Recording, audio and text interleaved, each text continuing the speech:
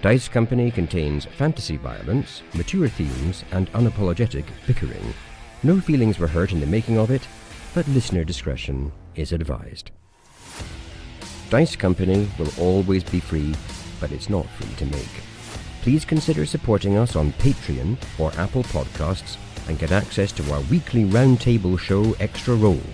Just follow any of the links in the show notes for this chapter. Welcome one and all to Dice Company, where a group of old friends weave tales of triumph, heroism and despair under the guise of playing Dungeons and Dragons. My name is Tom, and I'll be your DM through the continuing adventures of this actual functional team. Please introduce yourselves and tell us one fun fact about your characters. Hi, I'm Harry, and I'm playing Tock, who's a imposing 6'8" automaton. Okay, I'm going to go really simple for this one. Tock likes dogs. Tock likes Lenny the dog. Tock has been working on a gift for Benny that will help keep Lenny the dog safe on his adventures. Ooh, do you know what? That was 90%. That was an awful fact. And then the last 10%, though. Yeah, really hammered it home. Yeah, I thought another dog fact. Can we really afford? I wondered if he was just going to go with Tock likes dogs, and that's it. I mean, I was feeling a lot more comfortable. Yeah, and then suddenly, a terrible spoiler alert. But my fact also relates to Lenny. Hello, I am Dave. I am playing Benny Quez. As listeners to the previous episode will have heard, Benny can slip into a rather posh, surly voice with apparently very little effort whatsoever. He has to admit, he's somewhat taken aback that none of his travelling companions have commented on this in any way at all. I like it. It's like an attack against your party, which I am absolutely here for. We can add your incredible voice acting skills for Benny, alongside the scar on your face that no one has asked about. Not a single question. I mean, we were undercover. What were we supposed to do? Turn and go, oh, Dr. Sigmund, you normally sound like a gutter snipe. And now all of a sudden you sound super posh. Explain what's happened. I look forward to a whole episode where I meticulously don't mention the scar now. I feel. Well, it'll just be like all the other episodes. Exactly.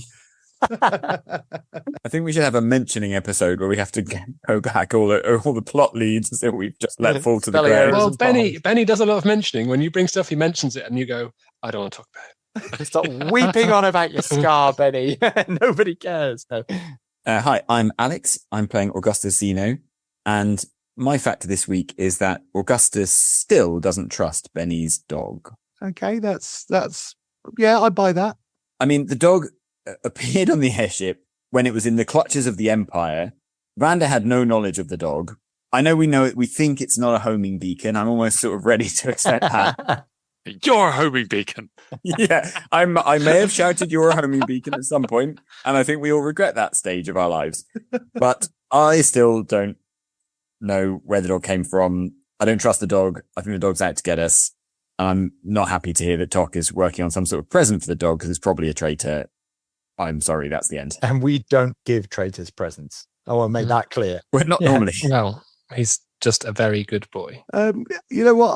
I've come around to that fact. I like it. It's true because you keep mentioning how you don't trust dog every time that Lenny is anywhere near you. I mean, I'm slightly regretting that the dog didn't, inverted commas, fall off the airship when I had the chance. Well, it's definitely a great fact then. I'm all on board for throwing Lenny off the side of the ship. If Lenny goes off the side of the ship, then Augustus will be following him.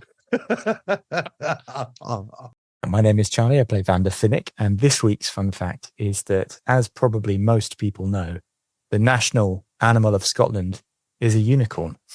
Obviously, we're going to have to cut this fact because Scotland doesn't exist in this world, does it? It doesn't, but carry on. Give me a place. Give me a place name. Yeah, Westphalia. Okay. As listeners will almost certainly not know then, Westphalia's national animal is a unicorn. Vander has taken it as his national animal as well. Moreover, he believes in them because he's seen one. I sneakily really like that fact. Amazing. That's really good. I think I put that second to Benny's.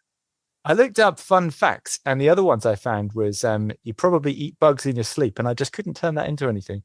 Oh, God, say that's far more Vander than Yeah, I was about to say, unicorns, that's the most Vander fact I've ever heard. You bugs in your sleep. You on vanderfinnick.com. Yeah. Well, the other fact is Australia is wider than the moon. I mean, you find fun facts by Googling the words fun facts. That's how I find all my fun out. I Google it. Okay then, without further ado, let's get stuck into Dice Company.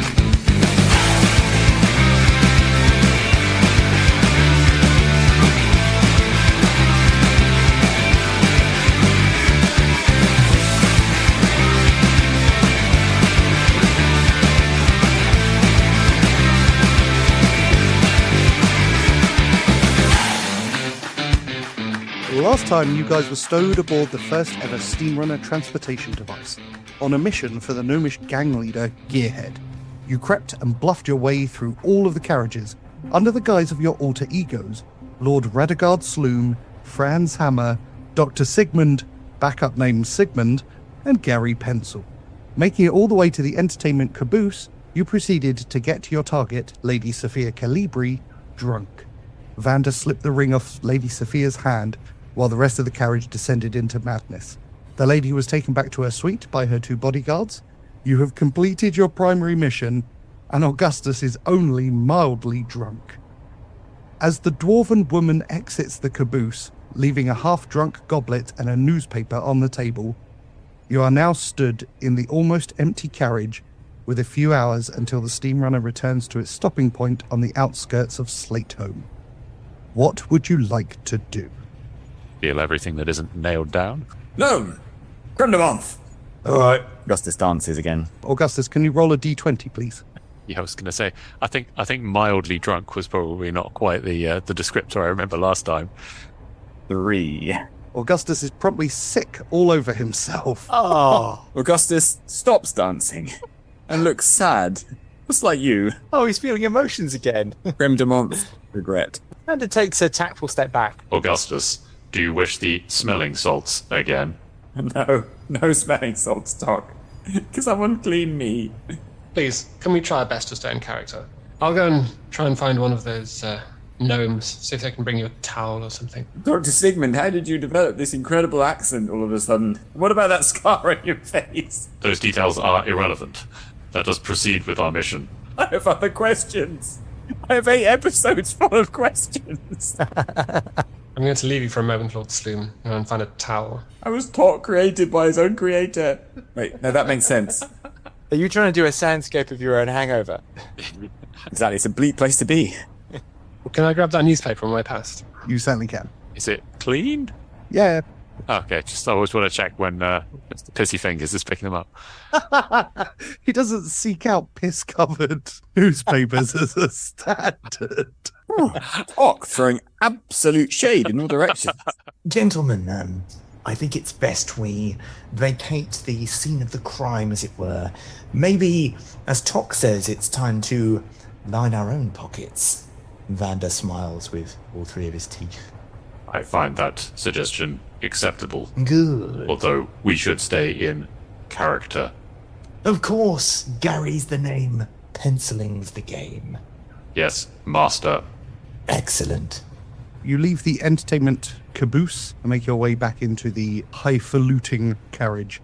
The alarm has stopped, and in its place you can hear muffled discussion coming from both rooms. Is the door closed? Both doors are closed. Could I have a little sneak and listen?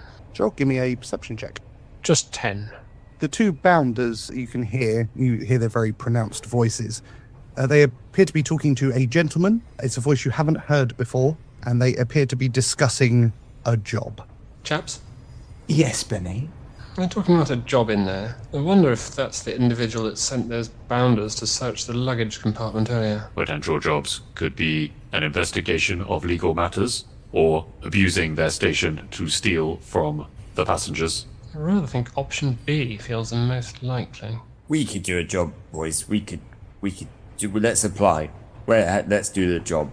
We could perform an inventory of the luggage compartment to forestall theft from the bounders. Augustus laughs for reasons no one understands, least of all Augustus.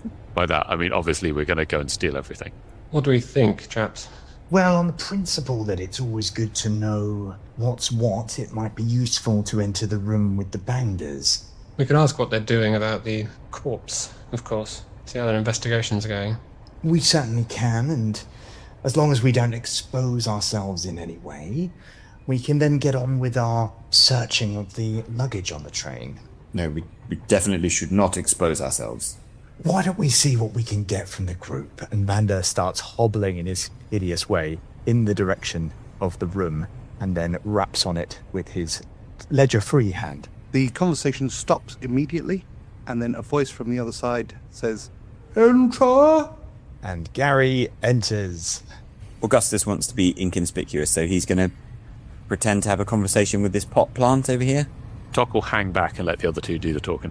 As you enter, you notice both Barry and Larry, the bounders you saw previously, and then before you lays an enormous man.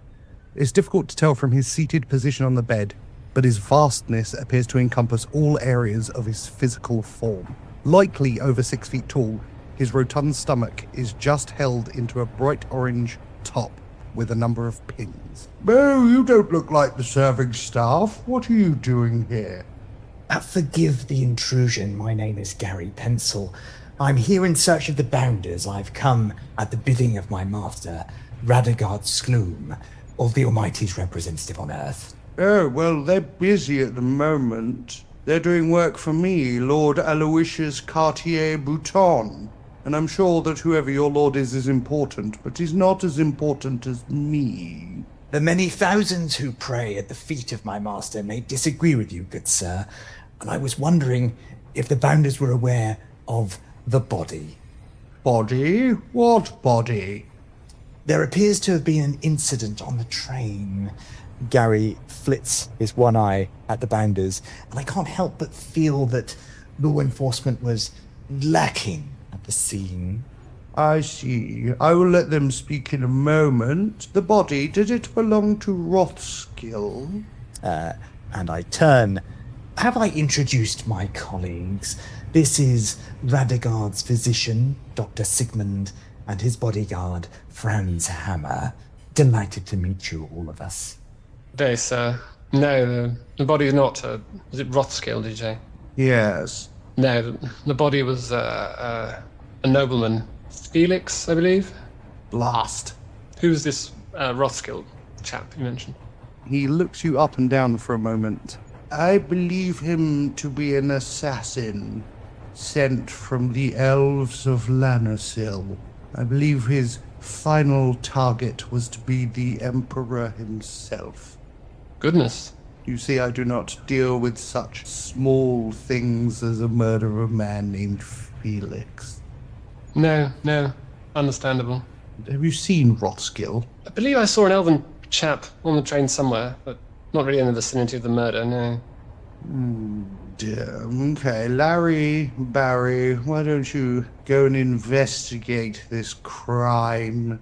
And while you're looking around, keep an eye out for Rothskill. When you find him, come and let me know. Vander, your passive perception while you're stood in the room itself is full of empty plates and glasses. There are nearly finished bottles of wine and a strong smell of rich cheese. There is a document also in there which you spy, which has the name Lord John Flaggenstaff.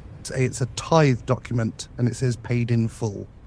So the tithe document means that this person, whoever this Lord John Flaggenstaff is, has paid his tithe to the Empire. It is a different name to the person who just introduced himself. My wisdom comes in handy. Vander turns back to our friend in the bed. Forgive me, Your Eminence. Your name slipped my mind. I am Lord Aloysius Cartier-Bouton.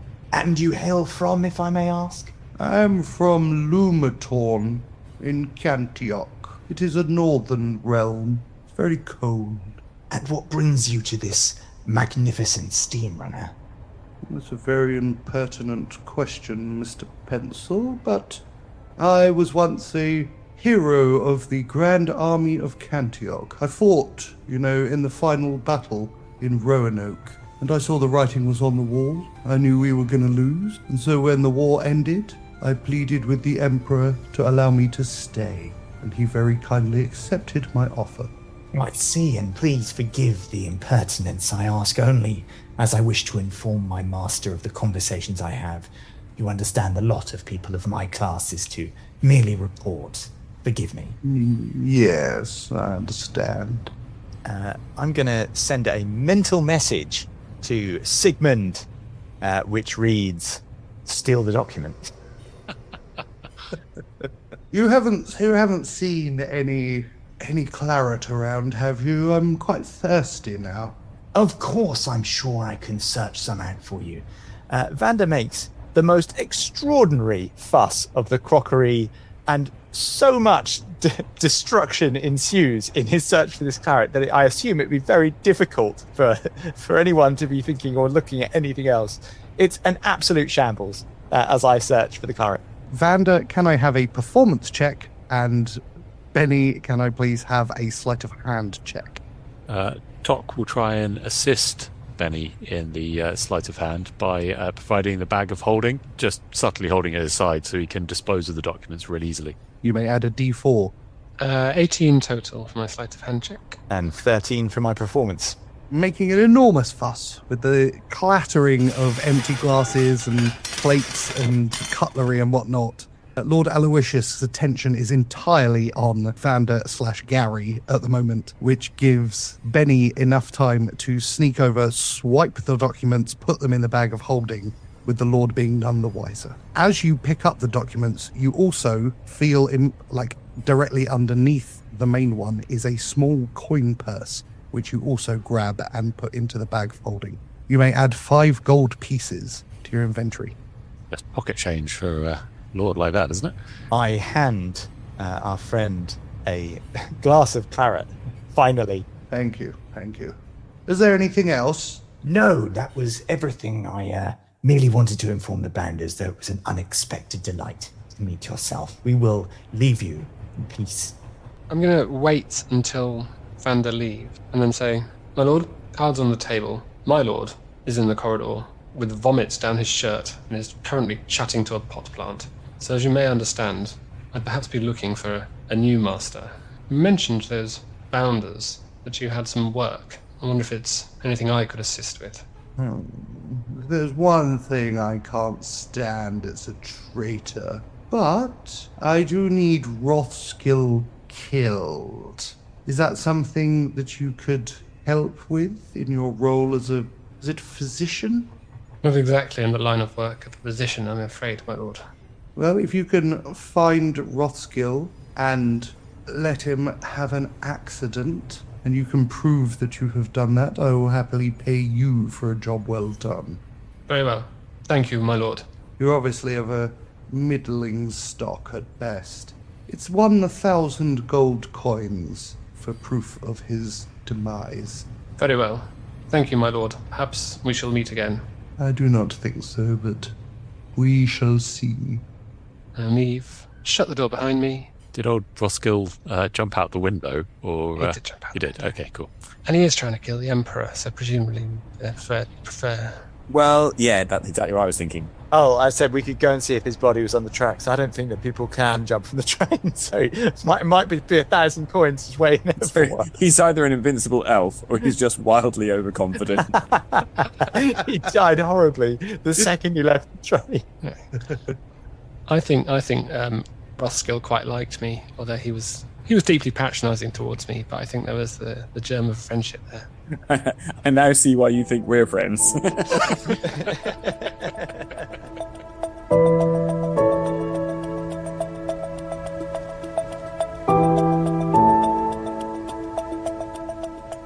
Gentlemen, I think it's time to make a beeline for the more lucrative parts of the train. What do you say? Find that suggestion acceptable. Can I have a look at those documents as we walk? See, just have a quick scan to see what. Tock will give them to you, and he'll also offer to carry Augustus whilst we walk back. So the documents appear to refer to a character called Lord John Flaggenstaff, and they are proof of tithe payment. It is a different name to the person who you just spoke to. Obviously, there are no pictures or imagery going along with it. I'm not quite sure we can do that at this point. Maybe save it for another time. Or maybe I'll hand it to Vander and see what he thinks. Stop handing me stuff. I've already got like a talking doll that I've kept for months without looking at. I mean, it would just never be seen again in character. Thank you. Gary Pencil is a master of document carrying. So ahead of you are 10 rooms. Vander, your passive perception lets you know that you can only hear faint noise coming from... So the room second on your right and the room fourth on your right both appear to have very faint noise coming from it. You also recognize the room second from the right as the one with the smell of incense. Augustus, the smell which is permeating down the carriage is actually making you feel a bit better. Okay. Well, Augustus starts to drift that way in the hope of redemption. Wrong. We should completely ignore that plot hook at all costs. This fly wants to buzz towards the nice blue light. I'm happy to let that play out. Gentlemen, I think it might be good, since these rooms appear to be largely vacant, for us to split up and check each out quickly, though, so we can take as much swag as we can before we make our way off the train. And with that, Vander opens the door immediately to his left, decisively. Excellent. Which is room number 9. And whatever happened inside number 9, eh? Vander, this room is incredibly neatly maintained. On a chest of drawers are 2 neatly folded sets of blue clothes with distinctive hats resting on top. You recognize them as the full Bounders uniforms. Next to the piles of clothes is a single-bladed club and 2 leather wallets with a silver 12-sided star-shaped badge inside. In the center of each star is engraved numbers, 389 in one and 420 in the other. There is also 9 copper and 6 silver in loose change. I casually swipe the loose change into my pockets. Franz? The beast of burden will approach. I need the bag. Franz will open up the bag of holding. Excellent. Can't be bad for us to be able to use Bounders uniforms from time to time, can it? And with that, the badge, the uniforms, and any other accoutrement relating to Bounders is thrust into the bag. Again, would have been great to have that before we went into the garage. I just rolled a 20 for nature, so what do I get? The room is made of mainly wood, but with some metal fittings. You're welcome. Franz, the room appears to be mostly wood. Very natural wood. Some metal fittings. Augustus shuffles up and peers inside. Excellent. I declare this room closed. And Gary struts back out into the hallway. I guess I'll try this one. Yep, so you push the door open. It is unlocked. Inside, you find a very messy room. There are silk clothes strewn everywhere. A heavy travelling case is open at the end of the bed, and every surface is covered with basic tailoring tools and strips of different fabrics. Please give me an investigation check. 20. Very nice. Under the piles of fabrics, you find a collection of parchments. The first has a roughly sketched blueprint of a cloak. The sketch has a number of basic arcane charms exuding from the cloak, and the title reads, The Exotic Cloak of Wonder. A quick scan of the document, you're confident that this item could be made with some money, some work, and a rare item of a manticore's mane. Well, damn. We didn't take the mane from the hollowed out manticore, did we? We inspected it and found it to be not useful anymore. I did specifically ask, can we nab any of this stuff? And it was like, nah. You also find the second document is an unrolled and stained old map of Slateholme and the surrounding area. As you roll it out, the map shows details of the topography of the mountain Grodsan Kier. You can even see the small mountain lake where you left the Sterling. To the east on the map is a small X near a cave entrance. Scrawled writing in Elvish beneath it are the words Morenial Afer Sehan. Do you speak Elvish? I don't believe I do. No, I don't. I'm going to just hobble up. Does anyone speak Elvish? Indeed, I am able to speak that tongue. Well, of course. Because I'm not an uncultured pig. Ah, Augustus, you're back. Why are you guys having a chat about who speaks Elvish? Yep, we can't do that yet. We'll have to come back to that because at the moment you guys are in the left-hand room while Benny is in the right-hand room. Oh, I had that conversation with myself. For no reason.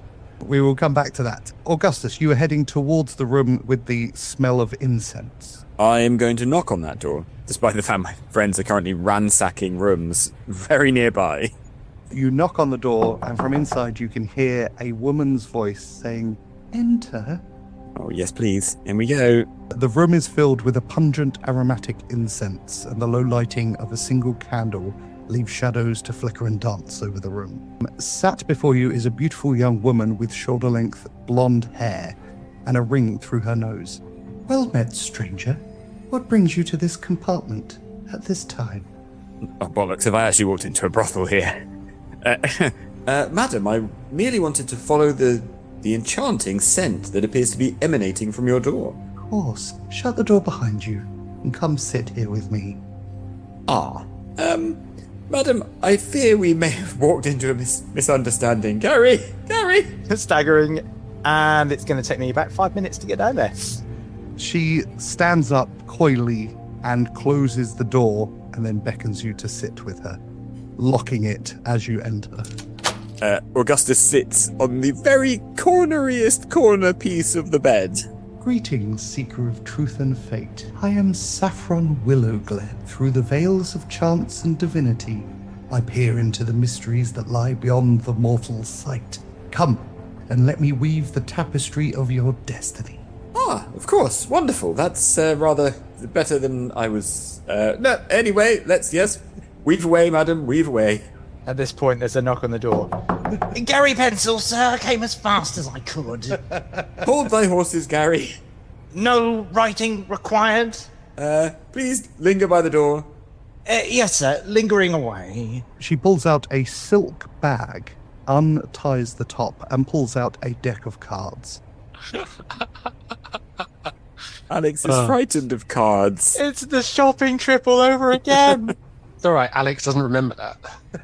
Well, yeah, that's because I blocked it out. "If you would pass a silver over my palm, then I shall weave the tapestry of your destiny."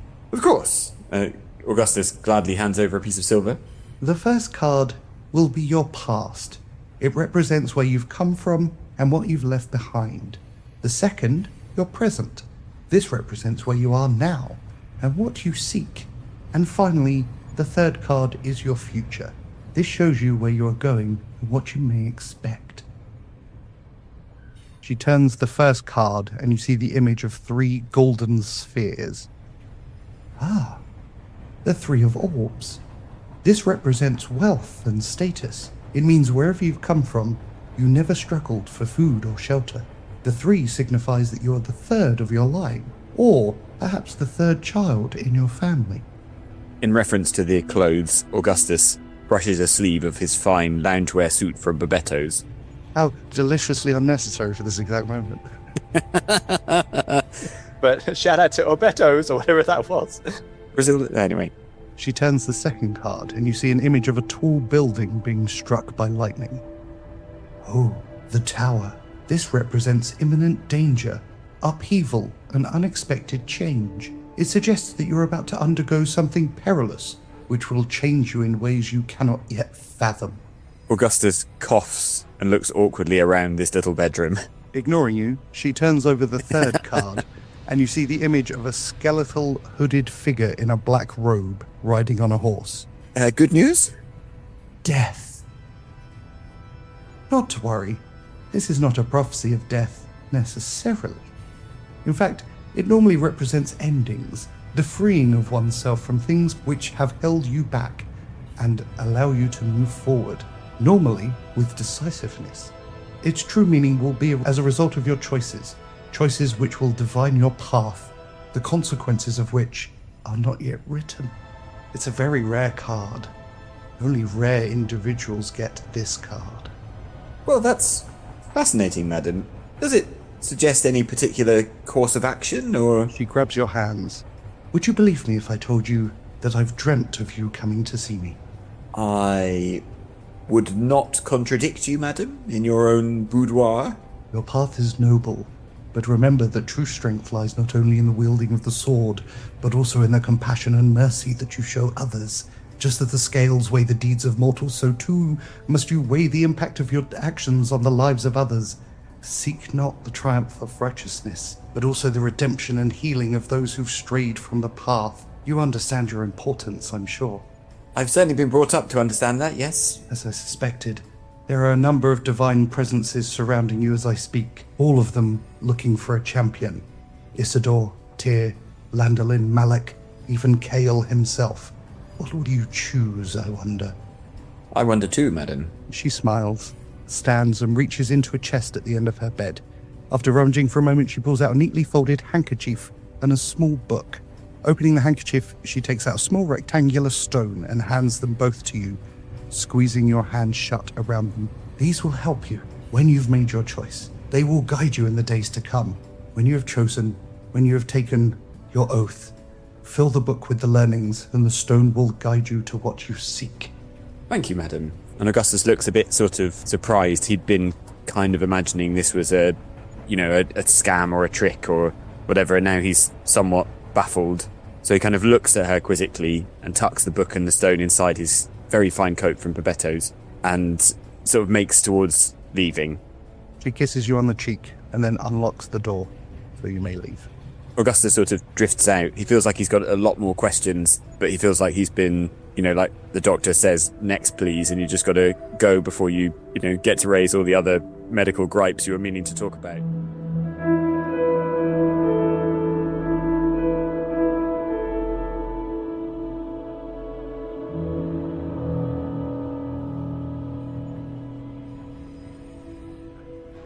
Tock. Well, to be honest, I wasn't going to take the lead on this, considering if there's a person in the room, it'll involve talking.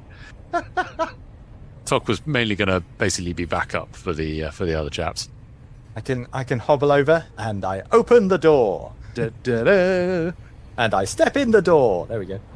Inside is a neatly maintained room with nothing seemingly of note. Nature check. Go for it. Why not? 23! Oh my god, it's a natural 20. I want to know of the flora and fauna in the room. I mean, there's none, but the wood, you're able to identify the grain direction, which is unusual for this type of wood. Whoever's made it has obviously made a slight hash of cutting it out correctly. Gentlemen, I think this train may not be as fine as we originally supposed, says Gary Pencil accusingly while making a very poignant note in his ledger. I will now investigate the actual room with a 13. Distracted by the wood. This is obviously the room of a dwarf with empty bottles of ale. They're like a short stool. Licorice root ale. Thank you for that. Pleasure. And thick woolen garments scattered around. A thorough investigation of the room reveals a set of tatty books. The books are The Misadventures of Sir Fluffington, A Daring Dog Knight's Tale by Thomas Equinemius. Sounds like a must-read. The Collected Ghost Stories of Antiquary by A.S. Sycamore. The Forgotten Children of Corlar Vale by Jingo Merrychap. And Love and Lava, A Steamy Romance in the Volcanic Depths by Argus Flip. This is maybe greedy of me, but since I've got a bag with seemingly infinite space, I'm going to take the books. Franz? You've got a bag. You mean you have access to a bag? I do have access to a bag. I don't suppose there's a library section in your rather phenomenal bag, is there? I have yet to subdivide the extra-dimensional space, but that is a good suggestion, Vander. I mean, Gary Pencil. Fascinating, yes. The Dewey Decibel System has a lot to learn from you, I'm sure. And with that, he puts the books into the bag. Benny, you are heading into the next room. So you enter. It's an unkempt room with a single locked strongbox at the foot of the bed. Locked strongbox, you say? Sounds like the kind of thing I'd be interested in. May I check for traps? Give me a survival check. Perception check. Sorry. 5. Doesn't seem to be any traps. Excellent. The strongbox is locked, though. May I attempt to open it using my thieves' tools? Thieves' tools check, please. DC 20, by the way. 14. as you put your thieves' tools in, you can feel them beginning to kind of become brittle as you try and force it open and you take them out before they break. I will step out and say, there's the strongbox in there, chaps. I'm afraid I can't open it. I don't know if you could brute force it, or we may have to leave it. I turn to Franz Hammer. I may try a less subtle approach. Understood, Franz. Athletics check, please, if you're trying to brute force the strongbox. I do have a hammer. You can do it at advantage. Actually, you say you've got a hammer. It's a wooden hammer. You don't get advantage. What am I talking about? You've got a crowbar in your bag, because I put one in there. Yeah, and a crowbar, I believe, literally does give you advantage on this roll. Yep. Go for it. Okay, again, as he does this, his armor will be covered in a crackling blue lightning, faintly, which will add 5 to that, giving him 25. Like it's made out of chocolate. You smash your smash your way through the lockbox. And the DM's dreams. This pitiful chest. Inside, you find a beautifully embroidered coin purse and a small statuette of a cat's head. Put the coin purse in the bag of holding for now. As you attempt to put it into the bag of holding, it bounces back out. Huh. I will investigate. Investigation check. I roll a 19. The only known reason you can think of for why something cannot be put into a bag of holding is because the demi-plane is clashing with a separate demi-plane. This is obviously, to your mind, a coin purse of holding. Interesting. So a coin purse of holding is a coin purse you can put loads and loads and loads of coins in? Yep. Yeah, okay. Tock will investigate what's inside. This is interesting. So you did the bag of holding equivalent of wishing for more wishes, didn't you? If he'd really forced it, he might have caused a big problem. Like a big problem. 2 bags of holding, one inside the other is... Nuclear bomb level destruction. Yeah, it's like a black hole, kind of, isn't it? Yeah. Nearly Oppenheimer does. Yeah, exactly. And the coin purse is empty. Yeah. I'll pass that over to Benny and investigate the cat's head. I'll explain to Benny what it is.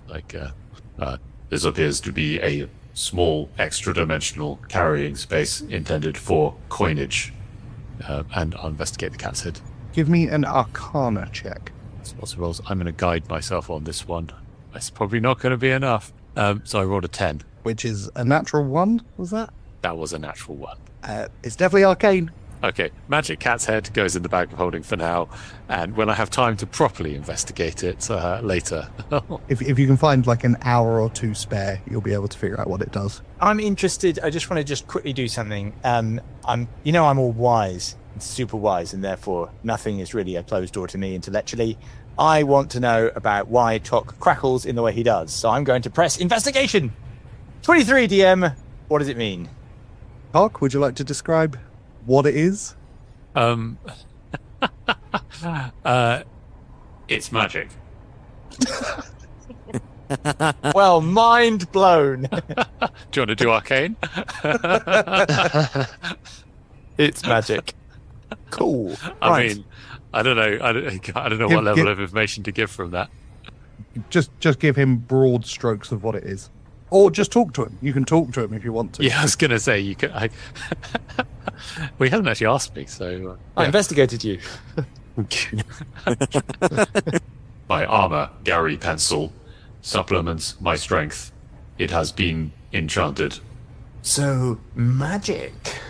Indeed. It is something that I have proficiency in. Well, gentlemen, this has been hugely informative. Benny, what's with the scar on your face? That detail is unimportant. We must continue looting this carriage. I'll close the lockbox. And there was nothing else in that room? Nope, that was it. Or I'll ask Vander about the massive scar on his face. I'm going to open this door. And if I don't find a magical item inside, I've known everyone else getting festooned with magical stuff. Vander, you enter into a very neat room. So neat, you're not convinced anyone has actually been in this room. Your passive perception and investigation tell you that this is an unoccupied room. Oh my... Right, that's it. I'm firing back at you. Religion check. 14. There is no religion here. Arcana check. 15. The only arcana nearby is from Tock's armor, which he's just described to you. Didn't the DM tell off Vander ages ago for doing checks instead of saying what he actually wanted to do? Yes, He did several times. consistently. I do this all the time. Naughty Vander. Both the man playing Vander and the character Vander is playing looks sad. And they mournfully shuffle from the room. Do not waste time on that room, Gary Pencil. It is entirely mundane.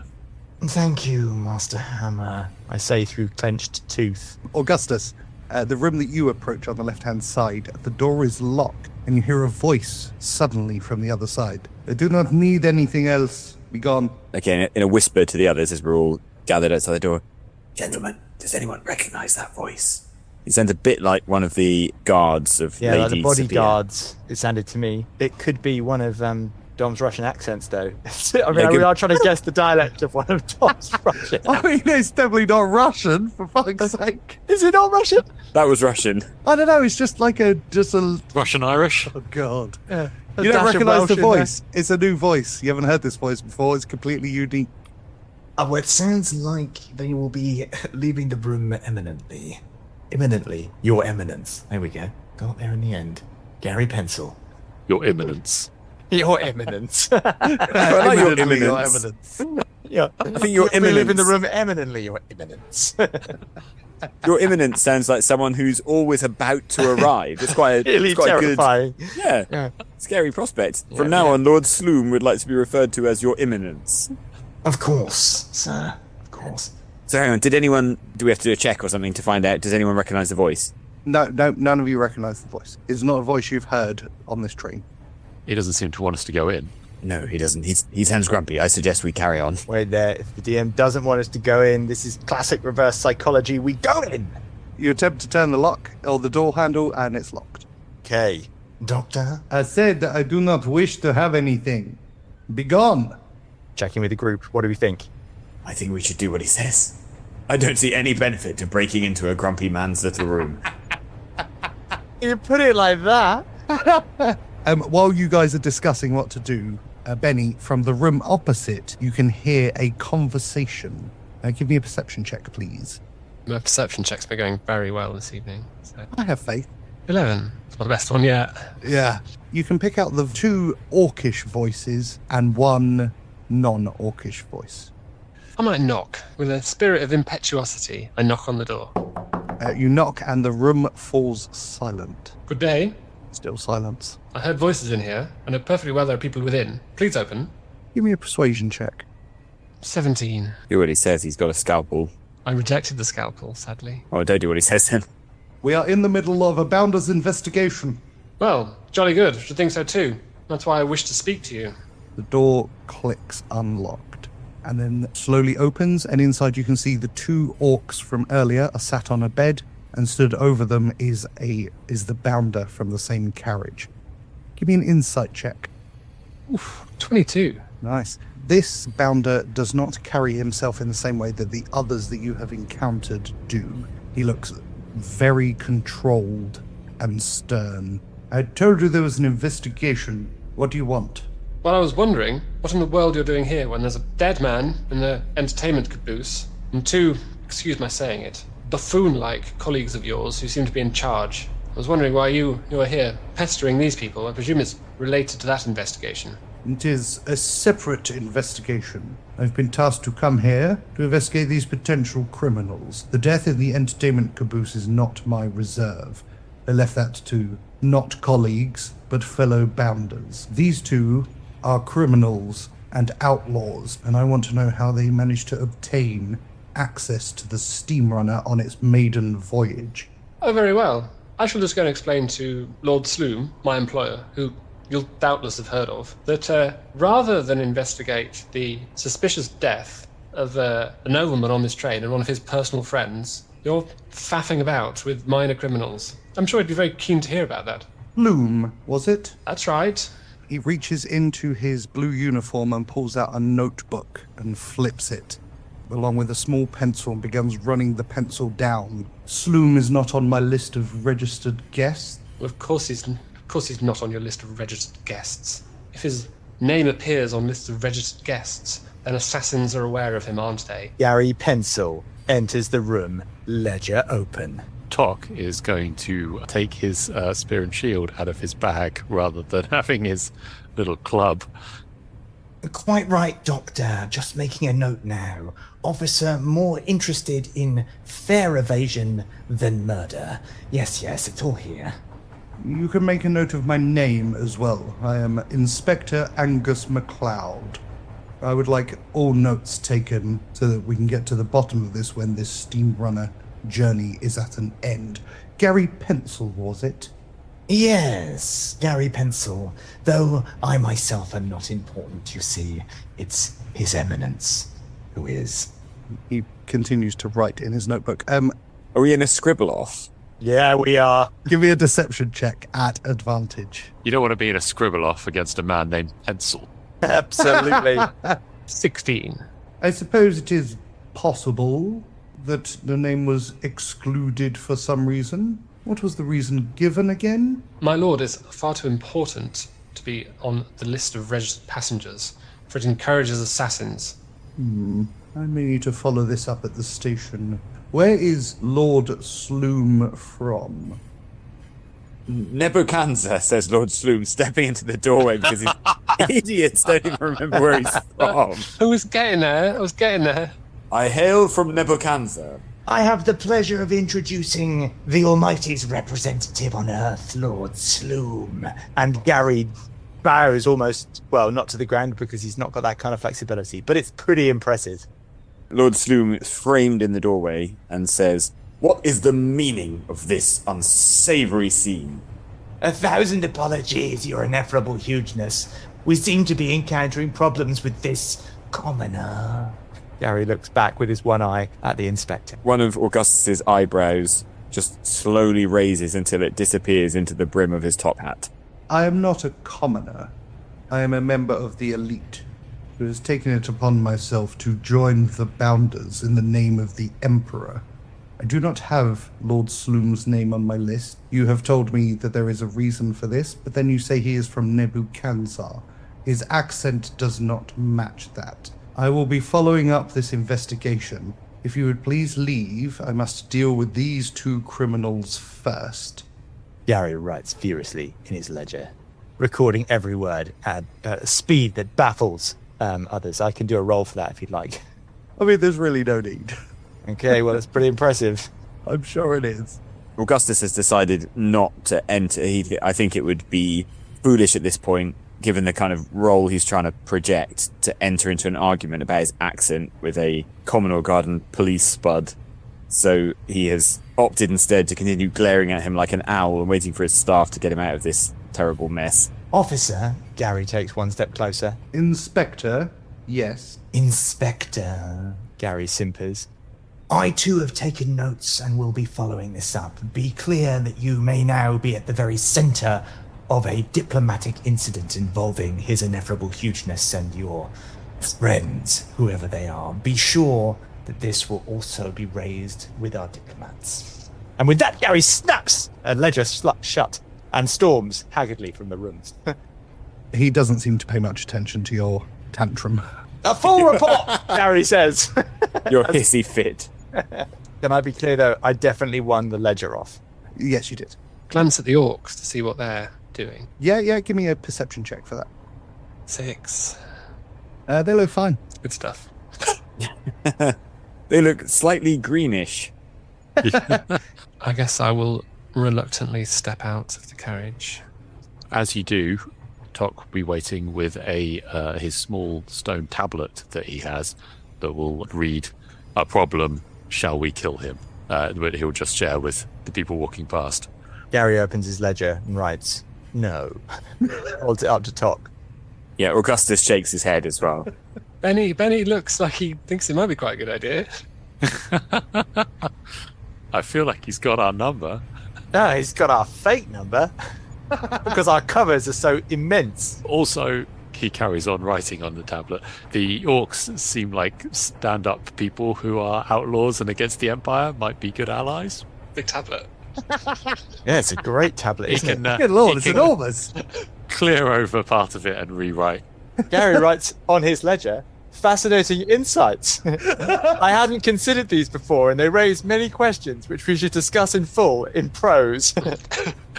So, as Tock's writing, you notice that it's he only writes 25 words at a time, and then the stone tablet wipes itself, and he starts again. Like an Etch-a-Sketch. Yeah, I was going to say, have you just invented the very first auto scroll? Very much, because Tock doesn't have a pen. He's just sort of like prodding his fingers on the surface of the tablet, and words are appearing, but he's not really writing it. No, I'm done asking you questions about how you do stuff. I just hear that it's magic at the end. I'm not interested in that talk. It's also magic. Okay, decision time, people. What are you doing? I'm opening this door. Oh, fucking hell. All right. Having come down this carriage one way without opening a single door, we're now going to open every door, apart from the scary Russian guy. He told us to go away, and we're the only D&D group who actually did. Fair enough. Nothing worse than harsh He couldn't have been tones. clear about what. No, well, the only thing that isn't clear is whether he was actually from Russia. I mean, it's... Benny, we'll come back to you. You can have a think on... I'll leave you outside that room for now. You can come back As I walk away from Benny and Tock, I just whisper to them that, gentlemen, I think it's important that inspector does not know which way we disappear down the carriage if we're to head back to our storage coffins further down. I fear a future encounter with him may be less fruitful than that utterly fruitless encounter that we just had. Are we like Steamrunner vampires who've got to get back to our coffins before daybreak? I don't know if we do, to be honest. Maybe we shouldn't. Well, let's not let sunlight hit us and find out the hard way. Everyone on the train has seen us. There's no reason we shouldn't bluff our way off. I think maybe we'll climb into coffins. It'll be a bit more suspicious. He's got a really good point there. Why are we making our way back to our coffins? We've made a beeline for everyone on the train. It'd be weird if we didn't get off at this stage. Like, where did they go? Did they have to jump off the train? Can I just check? How much would you have to trust someone? No, the matter is settled to our ghoulish vampiric coffins. Oh, Alex has a breakdown. Vander. For the sake of brevity. Open the door. You open the door. The room is fairly neatly kept. Really? Another fairly kept... There is a small coin purse on the bedside table. Right, that's it. I'm sick of these rooms. Medicine check. 22. Have that. It's another goddamn well-kept room. Oh, these neat people with no interest in their lives. In the coin purse is 15 silver coins. Oh my, it's not even a special coin purse, is it? It's a regular, boring coin purse. All right, I'm having the 15. Oh, 15 doubloons. How very interesting. Bellows, Gary Pencil. There's one room left. Benny, you are still outside that room. Gary scuttling towards it. I was going to say, Tock opens it, and it's just a doorway into another universe. It's Magic items just fall out of the room. Just a big mushroom comes out and he doubles in size. So I'm going to say Augustus can have the last room. Can I just circle back to the thing I was trying to say before I had a minor laughing fit? How much would you have to trust someone before that at the end of the evening, them climbing into a coffin didn't solely undo all the trust that had been built up? How good would that first date have to be before you were like, yeah, all right, that makes sense in context? That's just a thing people do. Exactly. Call me as you close the lid of your coffin. Right, so I stand on top of Vander in order to get to this door and get all the stuff that's in here. Augustus. A little untidy, this room is. Oh, it's a good sign. There are 18 silver coins scattered over the table, along with a pile of dirt with a single green shoot of a plant rising out of it. Time for some nature checks. Yeah, anything I can do to Give me a nature check. figure out about the plant? I'd ask Vander, but he's already burned through about 6 in empty rooms, so... Tidy empty rooms. 17. Nice. You recognise this as the beginnings of a poison lily. When grown, it can be dried, crushed, and turned into a paste, which can be applied onto arrows. In its current form, it can be brewed, stewed, or cooked. to create a poisoning agent that would incapacitate, but not necessarily kill someone. Gentlemen, I say, putting my head out into the corridor, if you have a look at this plant here, I can tell you it's a poisonous plant, and I wonder if our friend the elf used this to create his poison, and if so, he may have been mistaken in thinking this was going to kill his victim, and instead it may be that his victim is in fact still alive. I think we should ask the good doctor, yeah. Dr. Sigmund?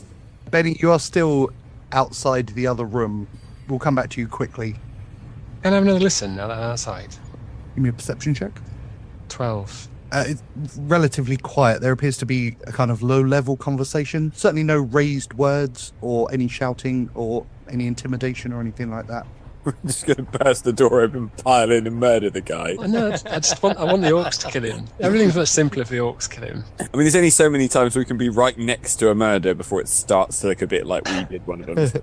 Well, yeah, when you're the only ones left alive and you climb into your coffins at the end of the day, people are going to ask some questions. It's in theme. This is just circumstantial as the lid bangs shut. Yeah, we really are putting the pish in suspicious at the moment. I still really think we should murder that inspector. Just really think we should murder a guy.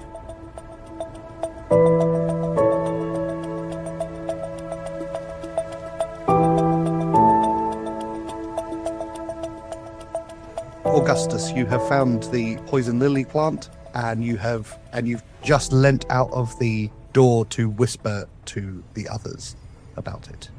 Ah, Convallaria majalis. And he looks sort of pained, like he really wants to take action at this door, but recognises it's probably not in anyone's best interests to do so recklessly. So kind of drags himself away and goes to investigate the poison plant, which also sounds quite exciting to me. As you come over, a message appears in your head.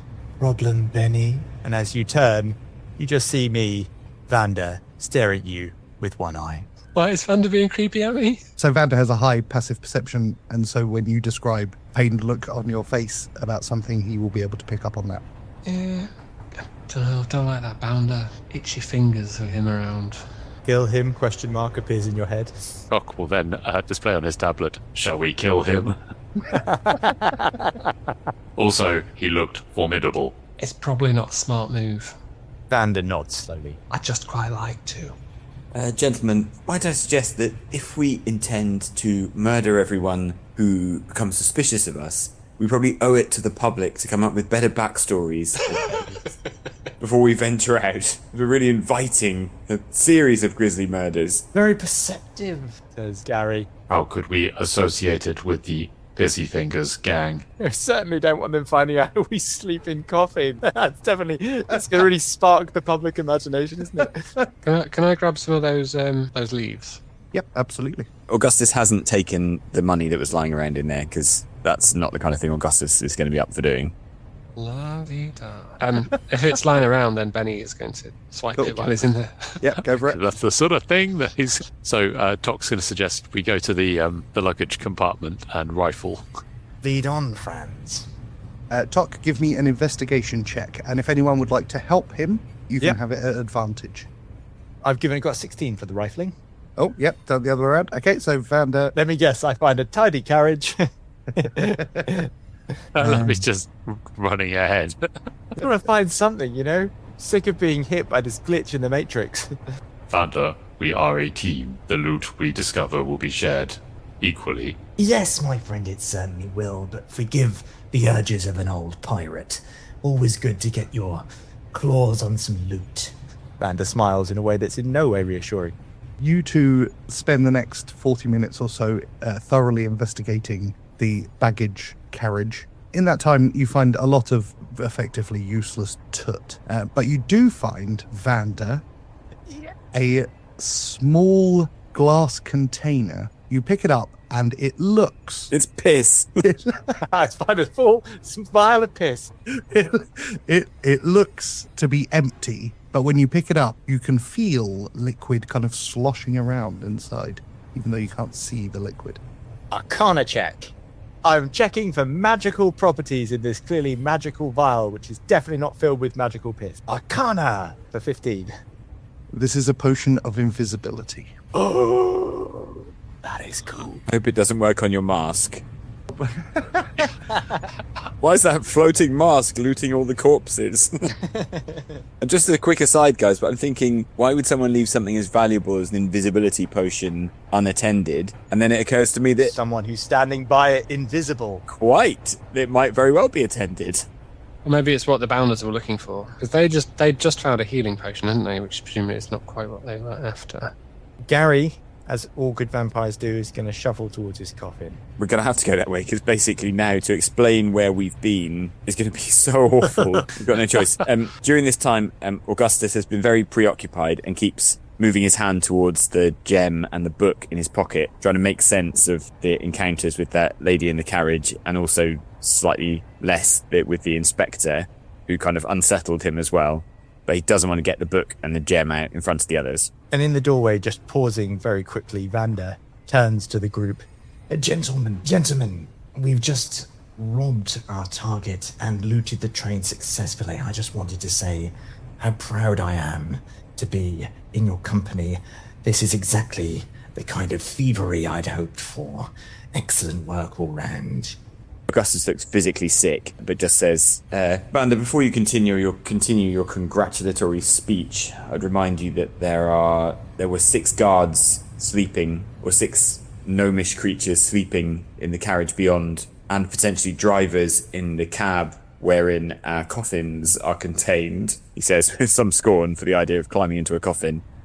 So we are not quite at the finish line yet. Vander nods his head in acknowledgement of that. Could I remind you, Augustus, that you've got your bloody heavy armour back on if you're going to plan on sneaking past them again? Vander nods his head in acknowledgement of that. If we're planning to sneak, are we not assuming that these gnomish creatures just always are asleep? Because they were asleep, like, all the time ago that we've done so much looting and murdering since then. We've done no murdering. Well, and I'm sure you're extremely disappointed about that, Dr. Sigmund. What are you guys going to do? I'm just going to stay in the mail, and we're just going to go through the door and try and bluff our way through. That's my suggestion. I'm open to other people's ideas. I suggest we send someone sneaky ahead. Yeah, let's send sneaky. Enter the mass pipes and drums, Benny. Fine. Tock in the bag. There's still the bit at the end where you get in the coffin.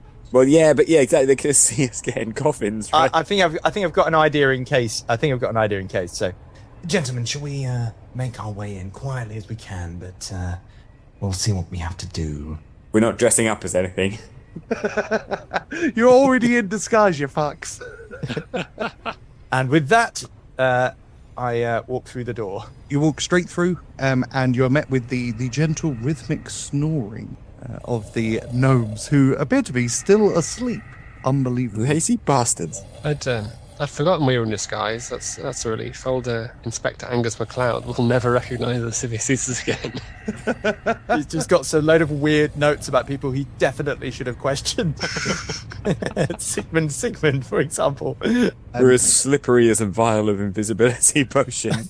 No need for a stealth check this time either. Want to poison them? Is that like weird reverse psychology? Because they're all wide awake and listening anyway. No, just say no need for a stealth check. So you have free reign back to your coffins. And are they breathing? Yeah, they're snoring. I mean, I'm not going to look a gift horse in the mouth. I'm going to go back. Tock's going to go back to the coffin. Dr. Sigmund, is there any possibility that there's something odd going on with these ever-sleeping gnomish creatures? I love that we're now treating him as if he is a doctor. Well, he almost saved a guy's life earlier, if you remember. He opened a window through which the murderer then escaped. Well, that's the life he saved. To his death, probably. He's such a bad doctor that he killed the guy who murdered his patient. A 200% fail rate. In the spirit of being treated as a real doctor, can I have a medicine check and see if I can tell if there's something odd going on? Why not? 13. You've been kind of paying quite close attention to the gnomes since you got on board. These are not gnomes that you're used to. They have their pallid skin. You wonder whether maybe they naturally live underground, and if so, maybe they have different sleep patterns. Deep sleep. It's just weird to me that they took a circular train all the way around. Like, why did they even get I don't on? know if I'd employed deep sleep names. I didn't say deep sleep. You said deep sleep. Oh no! No one checked. We've hired deep sleep. This is literally the last thing we wanted.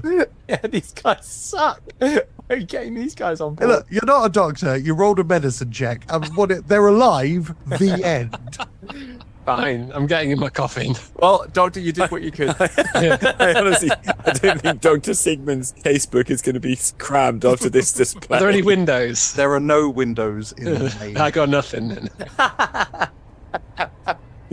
Well, Oh, well, So- into coffins, gift horse Coffin. mouth, etc. Let's get going.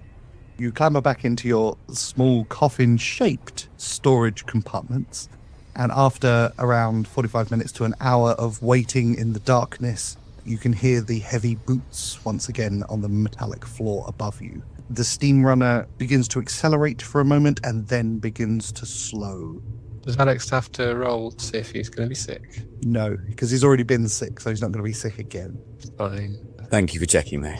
You're a good teammate and a good friend.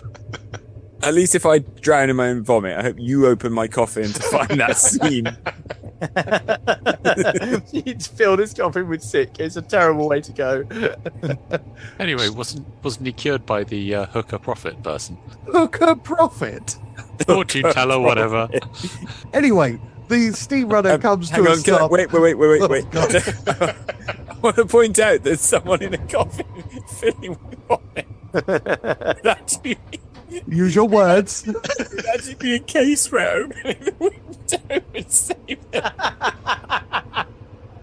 He's right. This is the case for Dr. Sigmund. The coffins have windows. Oh, for God's If sake. a window would do the trick, or any other opening.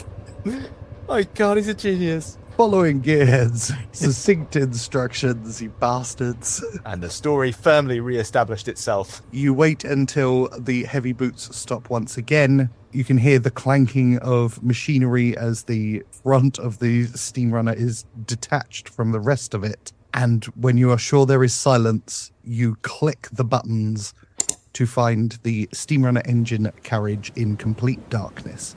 You can hear the heavy pattering of rain from outside. You know that you are, or you should be, on the outskirts of town, around 40 minutes walk from Gearheads. Gentlemen, I think that it's best that, as we've had such a profitable day, we head back to our residence for the evening before approaching Gearhead. You mean the pub where we gave everyone our true names? Yes, that's the one. No, sure. I think I left a pair of socks in a drawer there, but I think on balance that might not be the best place for us to go. Well, given that we just gave our false names to an inspector who has opened an investigation on us, I don't think they serve us particularly well. Maybe we should choose additional false names. Oh, good. This again. I reckon we should ponder on them rather than, try and do it instantly. I think we'd all benefit from maybe taking a little time to think about what our aliases ought to be. So where are you heading? Are you heading To a different pub. to a different pub? Yeah, back in our pairs team. Okay, I pair off with Augustus, and as I do, Because that was hugely successful last time. going to say, Your skullduggerous thievery really brings a tear to a pirate's eye. Augustus looks around to see if Vander's perhaps talking to someone else. he claps Augustus on the back, making it absolutely clear he means him. So you guys make your way in the pouring rain up back into Slate Home.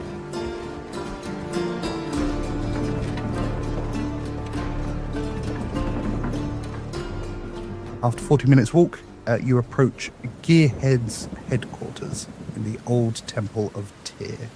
Have they been sleeping the whole time? As you approach, one of them looks at you. She's not here. Ah, where can we find Dunno. She said she had something to do. She had to deal with it. She'll be back in the morning. She gave me a message to give to Mustang, Tock, and friends. That's you, right?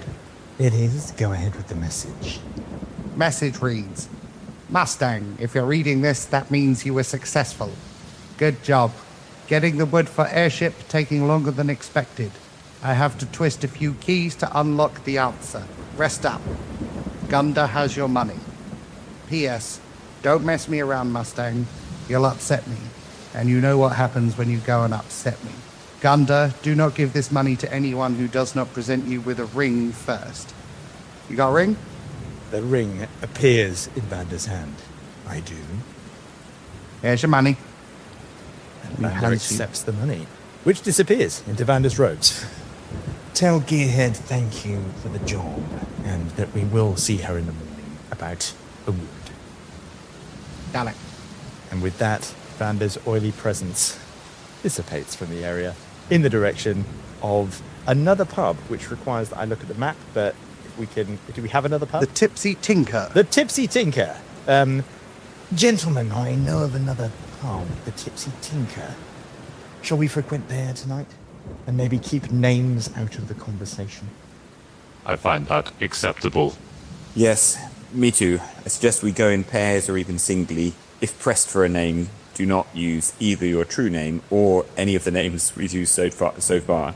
Have something in mind in case someone asks you for something.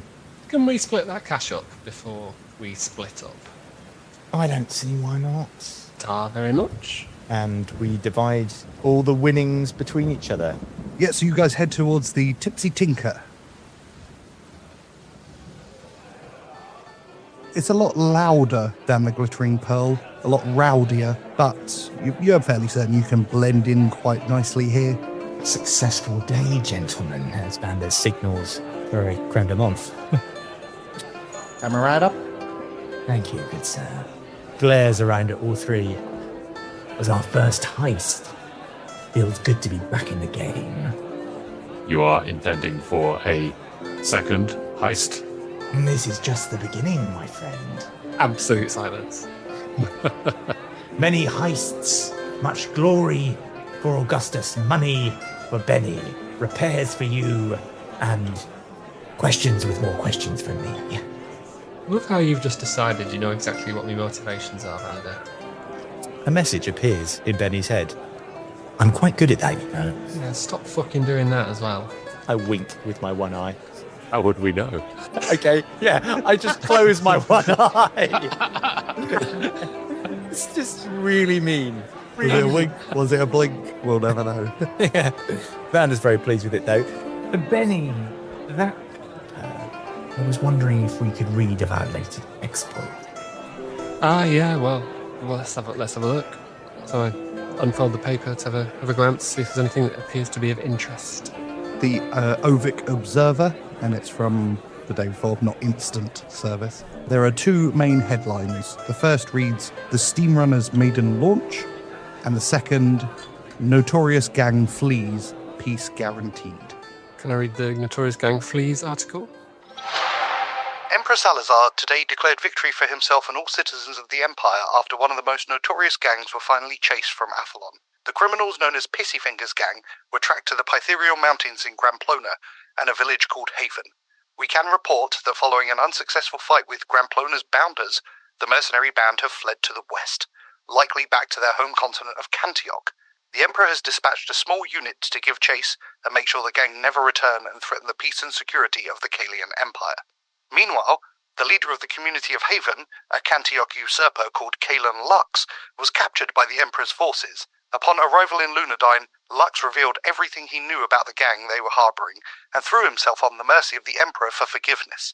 With the threat removed, socialite and popular face about town, Lady Morticia Wesson, implored the Emperor to be lenient on Kalan Lux as a show of kindness in the face of such treacherous behaviour. The Emperor, always wanted to listen to the concerns of the loyal members of the elite, agreed. Anyone heard of this? Lady Morticia Wesson? Vander's gone a different colour. Vander, you've got an even stranger colour than usual. I can't help but notice. I'm going to take that as a yes, you do recognise the name. I rather think, Benny, that it may be the capture of his friend that has changed his hue. Certainly the capture of my friend is not glad news. Do you recognise the lady's name, Vander? I know the name well. Vander, Galen may be able to escape. He is Rojan, is he not? I've no doubt that he will find a way. He is an exceptional soul. If he sent bounders west after us, maybe by way of recompense, we ought to be helping him out. I don't think he's the only person in need of help at the moment. Who is the lady, Vander? Vander pauses again, and has this creme de menthe arrived? Yes, it has. Vander turns back to Benny and Augustus. Let me tell you a story. Nothing to do with me, of course. There was this young man, you see. At 25, he held a position at court. Military rank, loved by everyone. And himself, he loved an heiress, a lady known as Morticia Wesson. His exploits were legendary. A young commander, dashing good looks, marked out for greatness he was. As war raged with the Empire, he was asked to lead a daring raid, assuming responsibility for a mission which would see him a hero to the continent. Sadly, though, that future wasn't to be. Years on, another man entered the gates of that very same city, though this man was a wretch. A broken body, scarred and unsightly features, wrapped in a cloak. Now this unsightly creature made his way through the narrow alleyways of that city, all the way to the better-kept districts where nobles reside, and there he crept to a very fine window. Through the glass he observed maybe something he should have expected. A group of nobles toasting each other's success, wealth, who knows, but in the centre, a beautiful lady and the love of his life. But she now was surrounded by handsome young men, unblemished by war. Morticia was as beautiful as he'd remembered, and it appeared happy also. It was clear as he looked that that life that he imagined he might have was now closed like a door in his face. Racked with the pain of what he had seen, and huddled in a doorway, he considered his life, or lack of one. He saw then it was time to put away old aspirations and look towards a new future, maybe a new name to go with his new face. Does that story answer any questions for you? Vander, Yes, Tock. were you Rojan? Vander regards Tock seriously and almost whispers, I was. Augustus picks up a creme de menthe and raises it to Vander in what he hopes, given the day that they've had, Vander will realise is quite a sacrifice on Augustus's part, and drains the drink. Vander regards Augustus, takes another creme de menthe. To sad stories and new friends. Benny raises his glass and says, "To the first time you've ever answered a question without asking another question." Takes a sip. And the group turn to Tock. Tock crushes a passing gnome into his face cliff. Tock will lift the creme de menthe up under his chin. He'll, with a hand, sort of push in indent, and a sort of like a little straw kind of thing will flick down, which he can put into the creme de menthe. It kind of go and sample a small amount, and he'll put it back on the table. Oh, I know what to do here. Quite right, quite right. Yep, 2 kiwis and some butter. Gentlemen, I fear we may in our own ways each be lost, but somewhere in the fragments of all this may be a way to find ourselves and to find a common purpose. But for tonight, I think we all need to sleep and perhaps wake up with clearer ideas about what that purpose might be. And we will end it there.